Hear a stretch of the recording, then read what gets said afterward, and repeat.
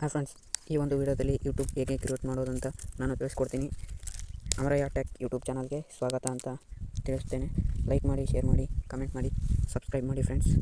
ಬನ್ನಿ ಫ್ರೆಂಡ್ಸ್, ಹಾಗಾದರೆ ತೋರಿಸ್ತೀನಿ. ನೀವು ನಮ್ಮ ಚಾನಲ್ನ ಸಬ್ಸ್ಕ್ರೈಬ್ ಆಗಿಲ್ಲ ಎಂದರೆ ನಮ್ಮ ಚಾನಲ್ನ ಸಬ್ಸ್ಕ್ರೈಬ್ ಮಾಡಿಕೊಳ್ಳಿ. ಆಲ್ ಬಟನನ್ನು ಒತ್ತಿ ನೋಟಿಫಿಕೇಷನ್ ಖಚಿತಪಡಿಸಿಕೊಳ್ಳಿ.